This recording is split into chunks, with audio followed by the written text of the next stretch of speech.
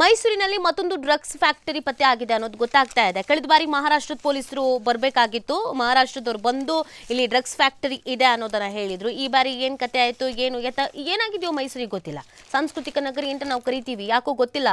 Drugs factory ಮತ್ತೆ ಪುನಃ ಕಾಣಿಸ್ಕೊಳ್ತಾ ಇರೋದು ಇದು ಒಳ್ಳೆ ಬೆಳವಣಿಗೆ ಅಂತೂ ಖಂಡಿತ ಅಲ್ಲ. ಇದೊಂದು ಆಘಾತಕಾರಿ ಬೆಳವಣಿಗೆ. ಈ ಬಾರಿ ಏನು ನೋಡೋದಾದ್ರೆ ಮಹಾರಾಷ್ಟ್ರ ಅಲ್ಲ, ಮೈಸೂರು ಪೊಲೀಸರಿಂದಲೇ ಈ ಬಾರಿ ಪತ್ತೆ ಆಗಿದೆ. ಇದೊಂದೇ ಸಮಾಧಾನ. ಪಕ್ಕದ ರಾಜ್ಯದವ್ರು ಬಂದು ಇಲ್ಲಿ ಇದ್ದಿದ್ದು ತೋರಿಸಿದ್ರು ಅನ್ನೋದು ಈ ಬಾರಿ ಮೈಸೂರು ಪೊಲೀಸರೇ ಪತ್ತೆ ಮಾಡಿದಾರಂತೆ.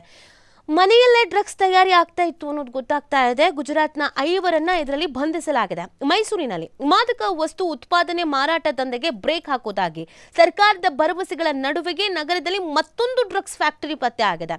ನಗರ ಹೊರವಲಯದ ಮನೆಯೊಂದರಲ್ಲಿ ನಡೀತಾ ಇದ್ದಂತ ಡ್ರಗ್ಸ್ ತಯಾರಿಕಾ ಘಟಕ ಪತ್ತೆ ಮಾಡಿರುವಂತಹ ಮೈಸೂರು ಜಿಲ್ಲಾ ಪೊಲೀಸರು ಈ ಜಾಲದಲ್ಲಿ ಗುಜರಾತ್ ಮೂಲದ 5 ಬಂಧಿಸಿದ್ದಾರೆ. ಈ ಜಾಲದಲ್ಲಿರುವ ಇನ್ನೂ ಹೆಚ್ಚಿನ ಮಂದಿಯ ಬಂಧನಕ್ಕೆ ಜಿಲ್ಲಾ ಪೊಲೀಸರು ಗುಜರಾತಿನಲ್ಲಿ ಶೋಧ ಮುಂದುವರಿಸಿದ್ದಾರೆ. ಮೈಸೂರಿನ ಹೆಬ್ಬಾಳು ಕೈಗಾರಿಕಾ ಪ್ರದೇಶದಲ್ಲಿನ ಫ್ಯಾಕ್ಟರಿಯಲ್ಲಿ ಡ್ರಗ್ಸ್ ತಯಾರಿಕೆ ಪತ್ತೆ ಆಗ್ತಾ ಇದ್ದಂತೆ ಅಲರ್ಟ್ ಆಗಿದ್ದ ಜಿಲ್ಲಾ ಪೊಲೀಸರು ಕಳೆದ ಜನವರಿ 28ರಿಂದ ಮೈಸೂರು ತಾಲೂಕು ಯಾಂದಳ್ಳಿಯಲ್ಲಿನ ಮನೆಯೊಂದರಲ್ಲಿ ಡ್ರಗ್ಸ್ ತಯಾರಿಕೆ ನಡೀತಿದೆ ಎಂಬ ಮಾಹಿತಿ ಮೇರೆಗೆ ಕಾರ್ಯಾಚರಣೆಯನ್ನ ನಡೆಸ್ತಾರೆ. ಈ ಸಂದರ್ಭದಲ್ಲಿ ಒಂದಷ್ಟು ಮಾದಕ ವಸ್ತುಗಳು ಸಿಕ್ಕಿದೆ ಅನ್ನುವಂಥದ್ದು ಗೊತ್ತಾಗ್ತಾ ಇದೆ.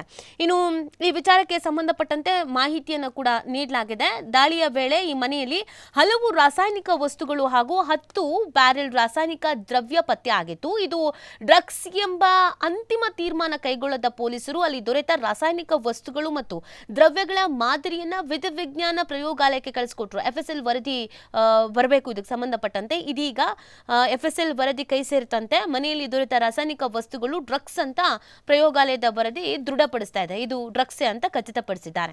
ಆ ಮನೆಯಲ್ಲಿ ದೊರೆತ 1 kg ತೂಕದ ಮಾದಕ ವಸ್ತು ಹಾಗೂ ಡ್ರಗ್ಸ್ ತಯಾರಿಕೆಗೆ ಅವಶ್ಯವಿರುವ ಕಚ್ಚಾ ರಾಸಾಯನಿಕ ಡ್ರಗ್ಸ್ ತಯಾರಿಕೆಗೆ ಬಳಸುವ ವಸ್ತುಗಳು ಎಂಬುದು ದೃಢಪಟ್ಟಿದೆ. ಏನಾಗಿದೆ ಏನು ಕತೆ ಗೊತ್ತಿಲ್ಲ. ನೋಡಿ, ಇದೆಲ್ಲನೂ 4 ಜನದಿಂದ 3 ಜನದಿಂದ 5 ಜನದಿಂದ ಆಗದೇ ಇಲ್ಲ. ಒಂದು ದೊಡ್ಡ ಜಾಲನೆ ಇರುತ್ತೆ ಇವ್ರ ಹಿಂದೆ.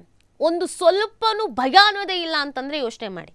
ಮೊನ್ನೆ ತಾನೇ ಮಹಾರಾಷ್ಟ್ರ ಪೊಲೀಸರು ಬಂದು ಕಾರ್ಯಾಚರಣೆ ಮಾಡಿ ಮೈಸೂರಿನಲ್ಲಿ ಡ್ರಗ್ಸ್ ಫ್ಯಾಕ್ಟರಿ ಇದೆ ಅನ್ನೋದನ್ನ ಹೇಳ್ತಾರೆ. ಒಂದಷ್ಟು ಮಂದಿಯನ್ನ ಅರೆಸ್ಟ್ ಮಾಡ್ತಾರೆ. ನಮ್ಮ ಸರ್ಕಾರ ಆಗ ಅಲರ್ಟ್ ಆಗತ್ತೆ. ಒಂದಷ್ಟು ಪೊಲೀಸರಿಗೆ ಕ್ಲಾಸ್ ತೆಗೆದುಕೊಳ್ತಾರೆ. ಒಂದಿಬ್ರು ತಲೆದಂಡನೂ ಆಗತ್ತೆ. ನೀವ್ ಯಾಕೆ ಕೆಲಸ ಮಾಡ್ತಿಲ್ಲ ಅಂತ ಪ್ರಶ್ನಿಸ್ತಾರೆ.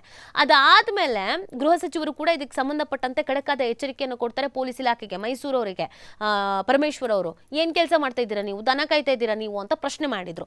ಸೊ ಇದಾದ್ಮೇಲೆ ಪೊಲೀಸರು ಹದ್ದಿನ ಕಣ್ಣಿಟ್ಕೊಂಡು ಎಲ್ಲ ಕಡೆ ಕಾರ್ಯಾಚರಣೆ ಮಾಡ್ತಾ ಇದ್ರು.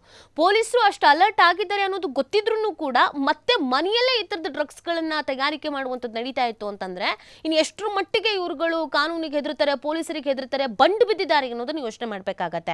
ಇವ್ರುಗಳ ಮೂಲ ಏನು ಪತ್ತೆ ಮಾಡಬೇಕು, ಎಲ್ಲ ಗುಜರಾತ್ನವರು ಅಂತ ಹೇಳ್ತಾ ಇದ್ದಾರೆ. ಇದಕ್ಕೆ ಸಂಬಂಧಪಟ್ಟಂತೆ ಸ್ಟ್ರಿಕ್ಟ್ ಆಗಿ ಆಕ್ಷನ್ಸ್ ಆಗಬೇಕು. ಸರ್ಕಾರ ಹೇಳಿದೆ ಇದನ್ನ ನಿರ್ಮೂಲನೆ ಮಾಡೋವರೆಗೂ ನಾವು ಬಿಡಲ್ಲ ಅಂತ. ಇನ್ನೊಂದಷ್ಟು ಆಕ್ಷನ್ಸ್ ಗಳಾಗ್ಲಿ, ಯಾರ್ಯಾರು ಇದ್ರಲ್ಲಿ ಇದ್ದಾರೆ, ಹೆಂಗ್ ಬರುತ್ತಾರೆ ಇಲ್ಲಿಗೆ, ಇಲ್ಲಿ ಹೆಂಗೆ ಠಿಕಾಣಿ ಹೂಡಿದ್ದಾರೆ, ಇದನ್ನ ಈ ಮೈಸೂರನ್ನೇ ಯಾಕೆ ಆಯ್ಕೆ ಮಾಡ್ಕೊಂಡಿದ್ದಾರೆ, ಎಲ್ಲವೂ ಕೂಡ ಗೊತ್ತಾಗಬೇಕು.